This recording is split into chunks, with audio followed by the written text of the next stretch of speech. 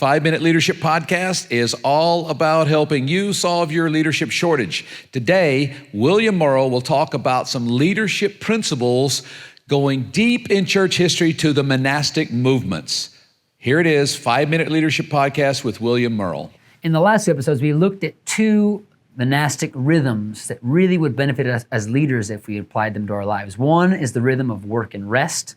The other is the rhythm of action reflection. Today, we're going to look at one more rhythm that's really crucial, and that is the rhythm of community and solitude. Dietrich Bonhoeffer, who is the famous German theologian and seminary professor, wrote this, and he was actually originally a lecturer to his seminary students. He wrote, "Whoever cannot be alone should beware of community.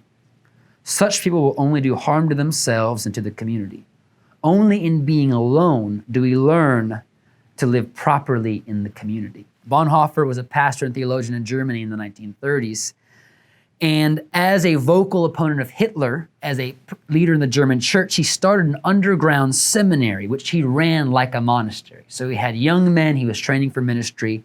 And the quote I just read was one of his lectures to his students on their life together.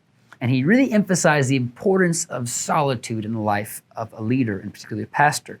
And the principle we gain from him is this: solitude is an essential practice for great team players, especially those leading teams. And it may sound kind of counterintuitive because you think that leaders and people who lead teams are always in community. They're always gathering, they're always training, they're always inspiring, they're always with people. But what we learn, if you look at the life of Jesus, if you look at the life of Bonhoeffer, if you look at the life of monks, solitude is crucial. It's not that we're never in community, it's that we have these rhythms of times when we're together and times when we retreat into solitude. Again, and when we have times of solitude, that's when we have moments to rest, moments to reflect.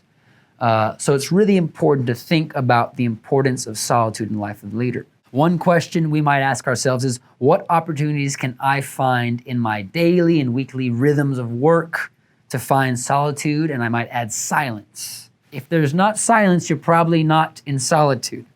And as one crucial clarification to make in the 21st century that would never have had to have been made at another time, because solitude is harder to come by these days, it is not solitude, and I will repeat, it is not solitude if you're holding your phone in your hand. Watching Netflix is not solitude.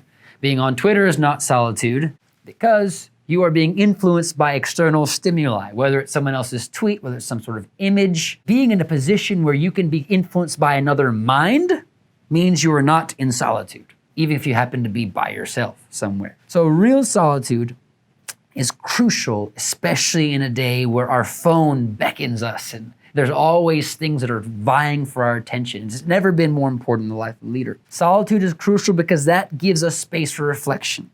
Solitude allows our mind and our soul to rest. And perhaps the most important thing is solitude helps us eliminate distraction so that we can think, so that we can hear, and ultimately so we can listen to the Holy Spirit in our lives as a leader. We all know that it's hard to hear what God's saying. It's hard to understand what's going on if we're always distracted. And we live in a life that is filled with constant distractions.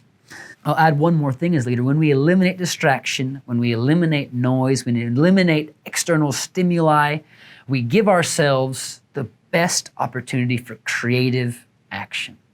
Some of our best creativity happens when we push through, when we seek for and we push through moments of boredom, moments of solitude, moments where there's no sound, when we're alone. And I even think when I first began thinking about monastic leadership, when I first began thinking about these rhythms, I had this debate. I was exercising and I said I wanted to listen to my favorite sports radio show. And then I said, you know what? I'm thinking about how to talk about silence and solitude and reflection. I'm not going to listen to my favorite sports radio show. In fact, I'm just going to jump rope in silence. And what's really interesting is as I jump rope for 15, 20 minutes, all of the points, all of the ideas, all of the things that I've been reading began to come together in my mind. I wasn't even trying to do it, but all this creativity about speaking, all this creativity about what really was meant by monastic leadership came together because I took time in solitude to think.